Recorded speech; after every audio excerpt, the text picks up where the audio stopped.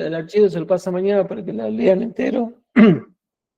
Y al final hay conclusiones para tener en cuenta en los cálculos. ¿Tiene alguna duda al respecto? ¿Ninguna? No, de mi parte no. Bueno. Ahora veremos un poquito de detalles constructivos, materiales que se utilizan en el tablero eléctrico. Acá veo un esquema unifilar al que le falta el recuadro del tablero eléctrico. No me di cuenta de colocarlo, pero bueno, no medita en este caso, simplemente era para mostrar qué accesorios puedo usar en distintas posiciones del tablero eléctrico. Por supuesto que va a haber un envolvente que tiene riel DIN, que tiene contrafrente. Y a ese gabinete que tiene contrafrente y tiene riel, le incorporaremos los dispositivos de protección y maniobra. En este caso, la mayoría son de protecciones, porque el encendido de luces se hace con teclas afuera, los tomas corrientes están fuera del tablero eléctrico, y solamente son dispositivos que van a proteger los circuitos ante corriente de sobrecargas, corriente de cortocircuito y corriente de falla a tierra. El primer elemento, en este caso, sería una termomagnética tetrapolar de cabecera. Acá no dice si tablero seccionado o tablero principal, obviemos la característica, qué ubicación tiene. Hablemos de un tablero en general que va a tener un dispositivo de corte general en la cabecera. Al pie de ese, a la salida de ese interruptor, como tenemos dos interruptores diferenciales tetrapolares, tenemos una barra de distribución o peine de distribución. La barra de distribución es esta que vemos acá en la imagen, que son dos soportes de material aislante laterales y otro en la base, con soportes para barritas de bronce o de latón que vimos hace un rato, que vienen de 7 contactos, de 12 contactos, de 15 contactos. Según la marca, vienen distintas cantidades de contactos. Y vienen bipolares y vienen tetrapolares. Por lo general, el neutro es la barra que está más cercana o más adelante, y las otras 3 barritas son las 3 fases L1, L2 y L3. Acá no está contenida la barra de tierra. La barra de tierra está en otro lugar distinto. Nunca conviene que estén en la misma posición, en el mismo lugar. Esta barra de distribución va insertada en el riel DIN, trabada igual que una térmica. Esa la podemos usar en esta posición, o bien como tenemos tetrapolares en otros casos, podemos usar un peine tetrapolar, que es este que está acá. Fíjense que es un peine y tiene 4 canaletas. En cada canaleta tiene una barrita de cobre que tiene los contactos para ingresar en la posición exacta en cada térmica. De tal forma que yo lo voy seccionando cada 4 contactos y puedo unir 2 térmicas tetrapolares, 3, 4, hasta, creo que viene 1 metro, viene 56 contactos de 4, para unir hasta 14 térmicas tetrapolares, por ejemplo, en la barra de 1 metro.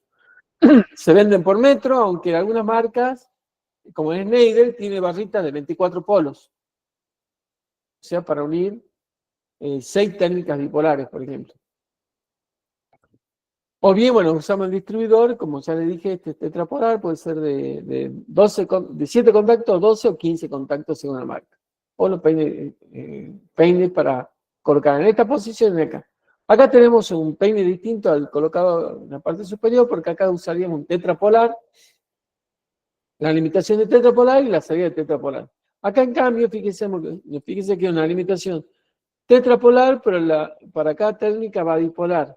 Acá utilizamos un peine, puede ser el distribuidor este que está acá, o bien un peine bipolar distribuido. Esa es la denominación que tiene este peine, que tiene la particularidad de ir intercalando el neutro entre cada barrita de polo. Entonces yo voy a tener en esta primera térmica conectada el neutro y la L1, en la segunda el neutro y L2, y la tercera neutro y L3. En la próxima que siguiera, también estaría L1, L2, L3, así en forma consecutiva. Acá secciono la barra y coloco la cantidad de polo que necesito acá, y quizás dejo una reserva, 2 bornecitos sueltos para agregar al futuro. Lo mismo que en esta posición. Acá, la otra forma de hacer esta distribución es usar borneras componibles, son borneras de un solo polo, que se pueden venir insertando en el riel DIN una al lado de la otra, y luego unirlas con un puente. Acá vemos un puentecito que está uniendo esta bornera, de tal forma que todas estas juntas componen una fase o el neutro. Puedo yo unir 2, 3, 4, 5 borneras de estas. Como cada una tiene 2 contactos, voy a tener un contacto de entrada y el resto van a ser todas salidas. Esta barrita es una barrita de 10 contactos que la puedo cortar a la cantidad de unidades que yo quiero unir. Y le coloco tapitas en los 2 extremos de tal forma que haya hilación eléctrica y óptica entre un conjunto de un polo y el otro. Y el neutro, por supuesto. Si hay otra forma de hacer la distribución entre posiciones. El inconveniente de esto es que es un poco más caro que los otros 2 métodos y tiene mucho más espacio. Lo preferible es el peine, en segunda instancia el distribuidor, en tercera instancia las borneras componibles. Porque, como les comento, esto ocupa mucho espacio. Y a la salida bueno, por supuesto están las técnicas bipolares conectadas con ese peine, con esa barra de distribución. Y por último, hay un simbolito que representa borneras de conexión, que son estas borneras que son de un solo polo. Tiene un contacto acá arriba, un borne, otro borne abajo y una barrita que une los 2 bornes. Digamos que es una barrita individual para unir un cable con otro. Si yo pongo una para el otro y luego pongo un puente que une cada una de ellas, estoy formando como una distribución. Pero en el caso de la salida, sería colocar una al lado de la otra y luego una tapita al final de ese conjunto y un tope que me mantenga aprisionado ese conjunto. Puedo usar 2 topes para todo el conjunto o un tope por cada salida. En este caso sería un borne de color gris para el vivo y puede ser una celeste para el neutro. Si no consigo celeste, puedo usar todos grises y identificar, como están acá, identificar con un numerito cada una de ellas. Y en el esquema unifilar, colocar, por ejemplo, que la salida 1 va a tener el borne 1, 2. La salida 2, la segunda salida va a tener el borne 3 y 4, y así sucesivamente. Esto sería, este simbolito que está acá, que es un circulito con una barra recursadita, significa bornera, significa que cada salida tiene una bornera.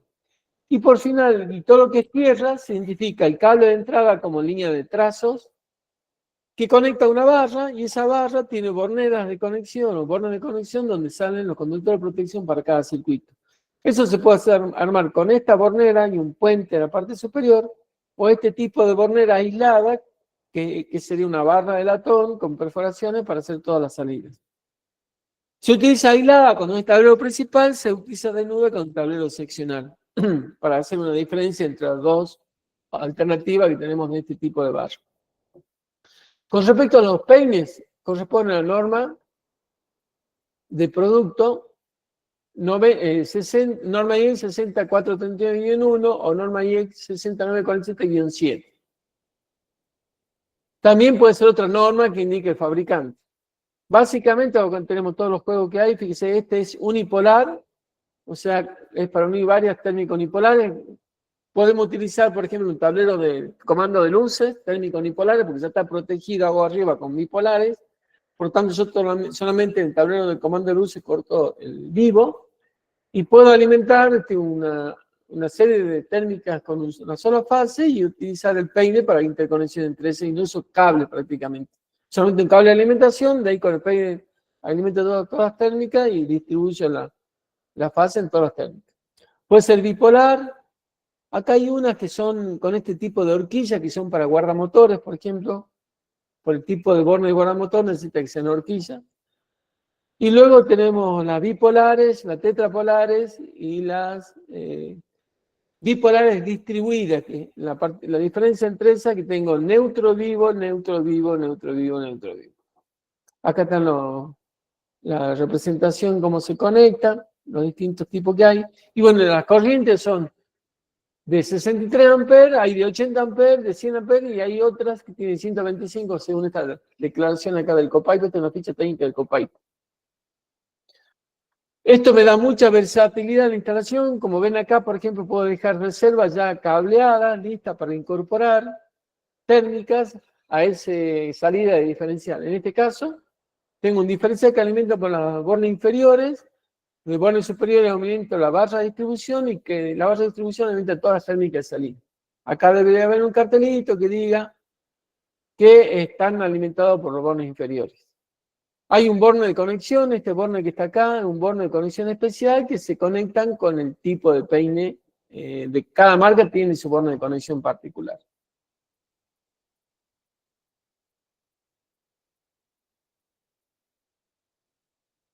Por acá un ejemplo de utilización que ya lo vimos en algunas imágenes anteriormente. Acá, por ejemplo, este es un peine distribuido bipolar, porque hay un diferencial bipolar que alimenta esto y este es bipolar.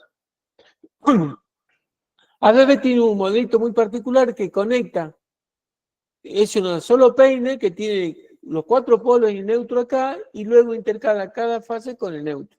Un peine que tiene solamente ABB, que me sirve para no cablear esto, simplemente poner un peine desde el principio hasta el final. Con la salvedad de que una vez que yo corto, pierdo esa posibilidad de utilizar el medio forro. Acá están los códigos de Soloda, si no me equivoco. La alternativa tenemos de un polo 63 amperes con 55 salidas, de 2 polos 63 amperes con 54 salidas, de 3 polos 63 amperes con 54 salidas, 4 polos 63 con 56 salidas, y 2 polos equilibrados de 63 amperes con 60 salidas. Esto ya lo vimos la vez pasada, cómo conectar por arriba o por abajo un diferencial usando peines. Acá fíjese cómo, acá tengo esta cantidad de cable, en cambio en esta conformación con el peine no uso el cable internamente en el tablero, solamente tengo lo de entrada y lo de salida. Y eso es lo ideal, porque el aporte de calor de esos cables va a ser de la mínima expresión dentro del gabinete material plástico. Esto ya lo vimos la vez pasada. Recuerden que la bornera puntera hueca o puntera tipo pin preaislada debe usarse siempre que el borne de conexión conecte el tornillo sobre el borne, ajuste directamente el tornillo sobre el borne, porque si fuera cable solo, lo termina lastimando. De esta forma yo logro de que la bornera, perdón, el terminal TIF o puntera hueca, sea apretada por el tornillo y no lastime el cable. Y mantenga la sección normal de ese cable para garantizar la circulación de corriente. Sí, Miguel. Sí. En la imagen anterior, la alimentación al diferencial está entrando por abajo para que Sí, sea un sí, solo peine. acá por abajo. Se Y debe cuando se indicar hace, hay que indicar eso, ¿no? Claro, acá dice, mira, acá abajo dice, precaución, alimentación por borne inferior. Es el mensajito que tenés que colocar vos, preferiblemente en un fondo rojo con letra amarilla, para que sea bien resaltable y que sea, cuando vos ves algo rojo, porque algo de riesgo hay, así que indica riesgo. Entonces con ese valor le da importancia al mensaje que estás dando. Para que vaya a operar, a hacer mantenimiento, tenga cuidado cuando haga la maniobra al sacar el contrafrente. Fundamentalmente por eso. Ahí tengo el dibujito conector, el peine, el conector va insertado junto con el peine y hace que esta barrita tome contacto con la otra y energice todo el peine y a la vez la técnica que está abajo. Acá tenemos los distribuidores bipolares, tengo neutro y fase, y tetrapolares tengo neutro, marrón, negro, rojo, bueno, no figura negro, pero el L1, el L2, L3, y este es la bornera aisladita de tierra para los tableros principales. Este es recomendado usar en tableros principales, porque recuerden que si no hay diferencia entre el tablero principal y una falla el cable y toca la barrita de tierra, me energizaría toda la puesta a tierra de la instalación eléctrica. Por tanto, en esos casos debería usar una bornera aislada. Para eso está este modelito aisladito.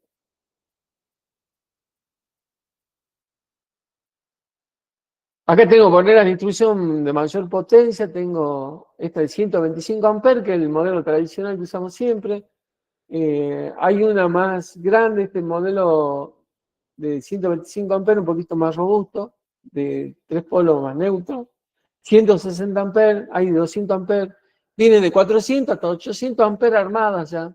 Y en otras marcas viene de mayor capacidad, ¿no? En Schneider tienen de hasta 1600 amperes, por ejemplo. Genrod tiene soportes para colocar dentro de, creo que está un poquito más adelante, a ver. Ya lo voy a mostrar, creo que tengo una imagen ahí de barra hasta de 1600 amperes. Acá tengo un tablerito de material aislante, fíjense que con los peines se consigue mucha prolijidad en los cables, se limita mucho la cantidad de cables dentro del tablero eléctrico. Acá este diferencial alimenta por abajo este peine alimenta las dos térmicas de salida, pasa lo mismo con este, lo mismo con este. Este alimenta con una barra equilibrada todas las térmicas de salida. El interruptor de cabecera, que en este caso es un seccionador ADD, que alimenta el distribuidor, y el distribuidor alimenta los 4 diferenciales. Acá falta la barrita de tierra, que no sé dónde está, no la veo. Ah, acá abajo está. Acá vienen los cables, ¿eh? Está oculta ahí debajo del riel Dinés. No se la ve, pero bueno, ahí está la barrita de tierra. Acá otro ejemplo, un distribuidor con borneras. Dice que esto ocupa más espacio que la más chica que esta, y a veces hasta más cara. Pero bueno, y tiene mayor cantidad de conexiones, así que esto es... No recomiendo que utilicen este tipo de bornera para hacer esta distribución. Pero bueno, este lo hizo. Tengo la térmica de cabecera, el tablero principal, un diferencial de protección general para todos los circuitos, y tengo bueno, todos los circuitos conectados y acá abajo. Bornera de tierra. Y esto no sé qué es, no sé qué era, pero hay una bornerita de conexión, no sé si es el salido, pero fíjese que hay bastante simplificación en la cantidad de cables. Muy simplificado, cosa de que no generen tanto calor dentro del tablero eléctrico. Aquí otro ejemplito, térmica de cabecera, distribuidor, una térmica de salida de un circuito seccional, diferencial y 2 circuitos alimentados con el diferencial, otra línea seccional sin diferencial, porque supuestamente donde llegue debe haber un tablero con diferenciales, otro diferencial para estos circuitos, con bueno, la cantidad de cable en la mínima expresión. ¿Qué dice el reglamento con respecto a la barra cuando se usan soportes de escaleras para conexión, distribución con barras? La barra puede estar pintada, puede ser cobre crudo. Cuando están pintadas las barras, por supuesto que hay una pintura térmica especial apta para este tipo de barra, me permite a la barra tener mayor capacidad de disipación, por lo tanto, la barra tiene posibilidad de conducir mayor cantidad de corriente. Es una ventaja, digamos, de la barra pintada. Aparte que identifico con colores cuáles son las fases, cuál es neutro y cuáles son las fases. Recordemos que la norma de colores dice la fase L1 es marrón, L2 es negro y L3 es rojo. ¿Y cómo se conecta dentro de la barra? La de neutro siempre más cercana al operador. Si bien el operador no tiene acceso directo, pero la neutro siempre está más cercana a la operadora. Acá, por ejemplo, está en la parte superior. Esta barra que es vertical está puesta en la izquierda, ¿no? Más cercana al operador. Acá ven un ejemplo de distribución de un multiusuario, donde, bueno, estas son barritas de 160 amperes. Hay que tener mucho cuidado porque la cantidad de bulones, de conexiones que me exige una distribución tetrapolar es la cantidad de neutro que tengo.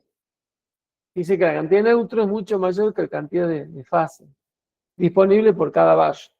Por lo que entonces, cuando, de acuerdo a la cantidad de circuitos monofásicos que vayan a salir de la barra, la cantidad de bulones que tengo que tener. Y la barra de distribución siempre tiene que dar una reserva de más o menos el 20% de capacidad para incorporar nuevos circuitos dentro del tablero eléctrico. Por supuesto que esto tiene que identificarse con un cartelito que salga de la barra o alguna forma de identificar para tener certeza cuál es L1, cuál es neutro, L1, L2. Acá con los colores se distingue fácilmente porque este es rojo, este es negro y este es marrón y este es celeste. Pero debo colocar un cartel, como se ve a la izquierda, que inequívocamente la identifique. Si no las pinto a la barra, bueno, hay que pintar la identificación o algún cartelito que indique la identificación de cada polo. Eso es obligación, digo. Acá tenemos otras 2 fotitos, tableros multiusuarios. En tablero multiusuario, como por lo general se ocupa todo el gabinete, y pocas veces se dejan reservas. Si dejan reservas es muy claro, no hay mucho que agregar, digamos. Es el espacio necesario para agregar medidores. Si queda para un medidor, puede agregar una sola térmica. Entonces esa es la capacidad que tengo que tener. Bueno, en Salta usamos mucho el contrafrente de policarbonato para que haya transparencia en la conexión de la empresa distribuidora de Salta. creó este constructivo, este típico, de acuerdo con la municipalidad y con el COPAIPA, para aplicando a la reglamentación EA, hicieron que el contrafrente tenga, sea de policarbonato transparente, porque ellos habían observado que anteriormente, cuando se usaba cualquier tipo de contrafrente, había mucho robo entre usuarios, digamos, de los medidores. Venía Juan de los Palotes, puenteaba su medidor con el de un vecino y resulta que la energía que él consumía era del vecino. Entonces, para evitar esas cosas, se coloca mucha transparencia y muy accesible al gabinete para que el inspector de BESA pueda distinguir fácilmente si hay algún tipo de fraude o no dentro de un tablero. Estos son tableros entonces de medidores multiusuarios. Esta es una oferta comercial de una fábrica que tiene barras de 125 amperes, 160, 250 y 400 amperes. Ahí está la cantidad de salidas por cada barra, 63, 63, 52. El largo, 1,3 m, 1,3 m, 1,3 m, y 9,86 sería el largo de la barra, y la sección de la barra. Estas barras son estañadas y tienen una capacidad de corriente que es un poquito más que el cobre desnudo. Y le da la vista más pareja en el tiempo, porque el estaño no se oxida, dura mucho tiempo. Estos son los soportes para las barras. La menor cantidad que se puede colocar son 2. Y la cantidad que se coloque depende de la corriente de cortocircuito máxima que puede ocurrir en ese embarrado. Por lo general se pone cada 30 centímetros un soporte. Depende también del tamaño de la barra, pero no más que eso. No más de eso. Yo tengo un tablero de 40 centímetros, me conviene poner 2 soportes y otro en medio. 2 soportes extremos y uno en medio. Viene en distintos formatos a 45 grados, espaciado como en este caso, aparte de 45 están espaciados, tienen separación más separada. Este de 45 grados viene escalera de este formato con distintos tamaños. Para barras de 20 milímetros de ancho hasta 50 milímetros de ancho. Estas son de 45 grados y estas son de 90 grados. Esto ofrece Elens, son barras ya compuestas sobre aisladores particulares de ellos, todo inclinado a 45 grados, y tienen un contrafrente, una cubierta de policarbonato que protege el contacto directo. No obstante, no está bien solucionado o bien efectivo. No me puedo confiar en esto porque dice acá el costadito. Si yo meto la mano por acá, puedo tocar la barra. Digamos que es una protección porque está debajo de otra protección, no necesariamente la protección definitiva de la barra. Esto, para que estuviera bien protegido, tendría que ser una caja cuadrada que tape todas las barras. En este caso no es suficiente con lo que viene de fábrica. Sí colaboran, sí, pero no es lo suficiente.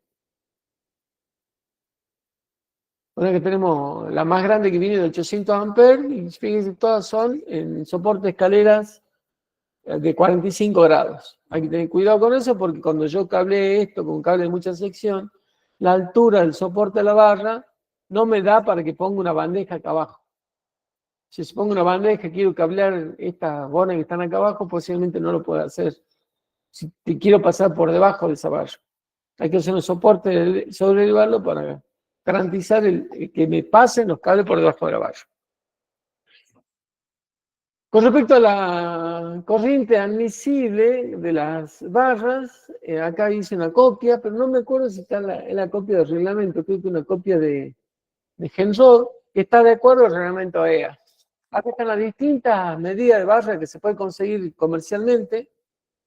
Está el ancho y el alto de la barra en la sección transversal, y esto viene por metros, ¿sí? El material es de cobre, no sé por qué dice F30 acá. Era la denominación de fabricante, pero el término F30 se refiere a la relación del fuego. No sé por qué le pusieron ese código, bueno, un problema de ellos. Tengo la pintada, fíjense, yo puedo poner por cada polo una barra, 2 barras, 3 barras o 4 barras. Según la cantidad de barras que ponga, la corriente admisible del conjunto va a cambiar. ¿Sí? Acá tengo 850 con una barra, 1500, que no es el doble de la otra, fíjense. ¿Por qué? Porque tengo una barra para la otra separada a veces 10 milímetros o 7 milímetros. Entonces hay aporte de calor uno con otro, por tanto la corriente del conjunto, si bien las dos están conectadas a la misma fase, al mismo polo, como hay disipación de calor entre ellas, esa corriente admisible baja. Si son pintadas, tienen un valor de corriente, si son desnudas, fíjese que es menor. Tengo 850 en la 40 por 10, 850 pintada, 760 desnudas. Y ahí está la referencia de los kilogramos por barra, porque cuando hablamos de un CCM, por ejemplo, podemos tener hasta 100 kilos de barra de cobre dentro del CCM, es bastante importante el peso. Acá tiene un sistema, ¿sí? Y esas barras que vienen con, es como un termo contraíble. Son flexibles. Son barras flexibles que vienen envueltas con una protección para ese termo contraíble. Eso me permite hacer curvaturas, no de 90 grados, ni 45, sino curvaturas para poder salir de un interruptor a la barra de distribución, por ejemplo. Bien. Pues las flexibles son como 5 o 6 laminitas de 1 milímetro de espesor por el ancho. Que cuando yo las instalo, como son laminitas que se pueden desplazar una con otra, se van ubicando y se van amoldando, digamos, la curvatura. Y eso lo doblo con la mano, nomás no hace falta usar herramienta. Acá tenemos un sistema de soporte de barras, estos que van acá, que son tipo peine, que se pueden colocar 2 barras por cada fase, tengo 1 o 2 fases. Acá en este caso tengo para 3 barras, puedo agregar otra con 4 barras, como vemos acá a la derecha. Son soportes que tienen una parte metálica arriba que se cuelga, acá arriba, no sé si lo ven, está colgado de la parte superior del travesaño superior, un soporte acá, otro acá, ¿sí? Y de ahí, estos son aislantes de epoxi o policarbonato que me aíslan del soporte de la barra, y yo puedo colocar una sola barra o 2 barras en paralelo por cada fase. En este caso, hay una sola barra, este es un corte transversal, puedo usar 2 barras. Acá, por ejemplo, en la imagen ven una barra por cada fase. Y esto puede ser, si tengo varios módulos acoplados uno con otro, voy colocando soportes para que cada cierta distancia, que va a depender de la corriente de cortocircuito máxima, esos soportes me banquen un esfuerzo termodinámico por un cortocircuito. Yo no sé si copio la tabla, pero bueno, ya vamos a ver si la tengo. Este conjunto que está en la parte superior del gabinete forma el embarrado de distribución que puede entrar, pues supongamos que entra la alimentación por este interruptor, alimenta la barra, esta barra después va a distribuir a los interruptores que están abajo. Puede ser con barras también. Ya es una decisión que tomamos según la cantidad de corriente que necesitamos pasar por allí. Acá está la distancia, ¿sí?, del embarrado, entre embarrado y embarrado, según la corriente de cortocircuito que haya, corriente de cortocircuito máxima en ese tablero eléctrico. Por ejemplo, yo me enteré de un accidente que hubo en una empresa volteadora que en Salta, que estaban haciendo mantenimiento en el TGBT, el tablero general de distribución, donde había transformadores de 1 mega. La corriente de cortocircuito anda alrededor de los 500, de los 50 kiloamperes, 50.000 amperes. Y resulta que tenía un accidente porque se le cayó una herramienta con que estaban trabajando arriba de la barra, provocó un cortocircuito tan grande que deformó el gabinete. O sea, tanto el esfuerzo termodinámico por la corriente de corto, que desarmó el gabinete, pero las barras, o sea, lo forzó tanto que lo torció al gabinete. Estamos hablando de un gabinete de 5 cuerpos, con chapa del 16 y con módulos de 60 por 60 centímetros y 2 metros, uno de alto. Lo deformó un poco el esfuerzo termodinámico que se provocó en el interior. Y acá que me dice, según la corriente nominal, ¿sí?, tengo una corriente nominal, la barra elegida para esa corriente, y acá tengo la separación de esta columna, indica 12 centímetros. Perdón, esto es la corriente de cortocircuito máxima que ocurre en esa barra en el caso que ocurre un cortocircuito.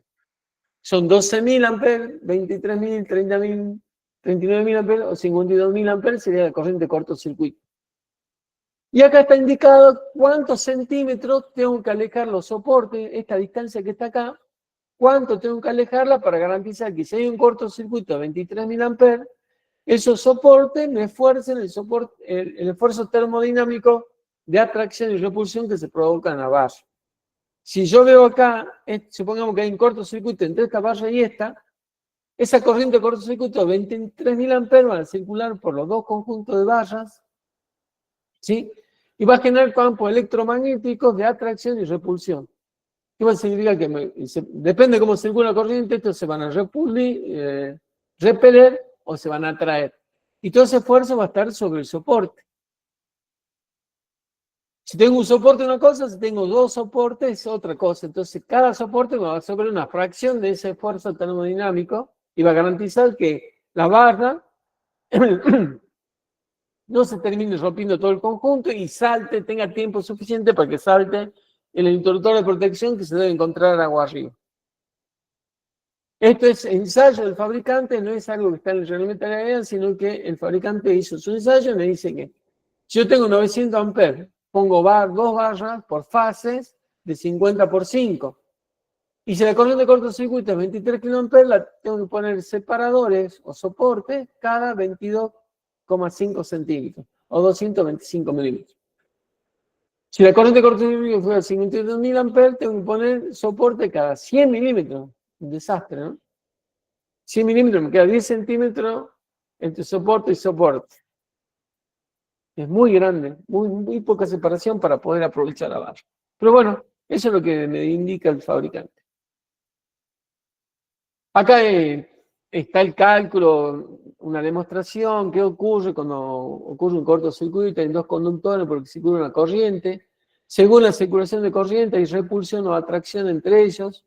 Esta es la onda de corriente de cortocircuito que se forma en ese momento. Hay una transitoria y una permanente. Bueno, esa variación de corriente hace que el esfuerzo cambie y modifique su tensión y tengas que ser absorbido por el soporte, por los soportes que se encuentran. Esa es la magnitud de la fuerza. Este es un cálculo que se hizo de esfuerzo. Da 26.000 newtons o 2.600 kilogramos fuerza. Fíjese, ese es el esfuerzo que se somete en la barra sobre los aisladores para poder, para que los aisladores lo soporten, ¿no es cierto? Es bastante importante el esfuerzo que se produce. Un esquemita un poquito más complejo del mismo dibujo, pero bueno, en este caso tengo dos barras por fase y una barra de neutro. Esto es un cartuchito aislante. No hace falta, pero sí colabora para garantizar la aislación eléctrica. Los soportes son de policarbonato epoxi, garantizan la aislación eléctrica más de 1 kilovoltio, así que no hay problema. Eso es norma y el otro era Genrod. Eso ya lo vimos. Bueno, algunos ejemplitos de barras de equipotencial. Este es de multiusuario, que me exige equipotencializar toda la parte metálica de multiusuario, gabinete que contiene medidores. Un ejemplito de barras pintadas in situ. Estas han sido trabajadas, mecanizadas, y una vez que está todo armado, se la sacó, se la pintó y se lo volvió a armar. El problema es cuando tenemos que hacer ampliación y hay que remover la pintura en este caso. Estas son borneras frontera, que son hasta para cable de 250 amperes, y hay otras de 630 amperes para poder hacer entradas y salidas de las famosas borneras fronteras de conexión de la entrada o salida a los tableros eléctricos. Y bueno, el último ya lo vimos. Quizá lo puse acá para refrescar en el caso de tableros de escuelas, y sobre todo aquellas escuelas que tienen mucha tecnología, donde es conveniente que haya un protector de sobretensión en el tablero principal, que haya un diferencial que sea obligatorio de 300 mA que sea selectivo en el tablero principal. Fíjense que todo este conjunto debe ser contenido en una caja para que lo contengan, y hay que incorporar una barra de puesta a tierra aislada para que solamente me conecte el borne de conexión del descargado de sobretensiones. Acá terminamos la clase de hoy. ¿Tienen alguna consulta de lo que vimos? ¿Algún requerimiento, alguna duda o algo que quieran ver mañana en particular? Mañana vamos a ver los termomagnéticos, toda la familia de termomagnéticos. Terminaremos con la determinación de poder de corte de circuito o líneas seccionales para determinar el poder de corte de la termomagnética. Y bueno, y analizaremos distintos tipos de curvas termomagnéticas. Y Trataré de hacer un ejercicio con un software de comparación de curva de disparo. ¿Alguna consultita sobre lo que vimos? Sí, yo tengo una. Sí, Por ejemplo, vi en la tabla de la EA para seleccionar las barras. sí. Bueno, de acuerdo a los datos de la corriente que uno tiene, pero no me da la longitud de la barra, ¿eso es indistinto? No, O no sea, importa. No, ¿es siempre de un metro o qué? no importa. Ah, no importa. No importa la longitud acá. Lo que importa es la cantidad de corriente que puede circular por ella. Ah, bien, bien. Entonces tomo el Y valor si vos te para pones a 2 metros, pensar, para 50 centímetros, lo mismo. claro, bien.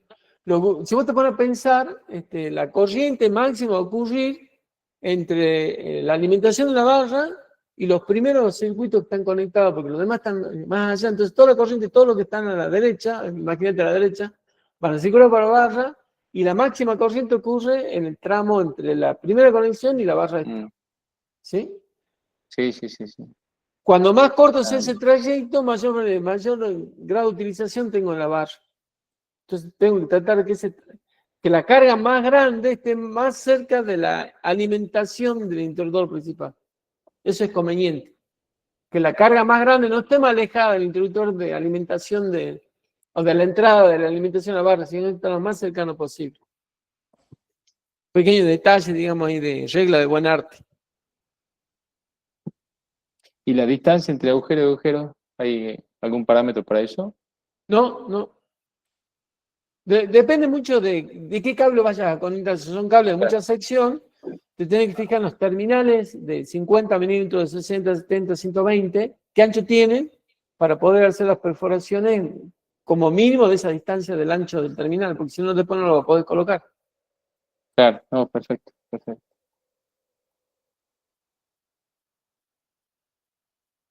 Bueno, gracias. Hay algunos detalles de barra que lo vamos a ver más adelante, de cómo se empalman barras, por ejemplo, cómo conviene empalmar barras. Cuando yo hago de una barra derivo a un interruptor, ¿cómo se debería empalmar esa barra para que sea una conexión más efectiva? Lo veremos ya cuando habíamos armado un poquito más, armado tableros ya específicos. Ok. Mira, nos vemos mañana entonces a la misma hora, por el mismo canal, con el mismo link. Chau, chau. Chao, hasta bien.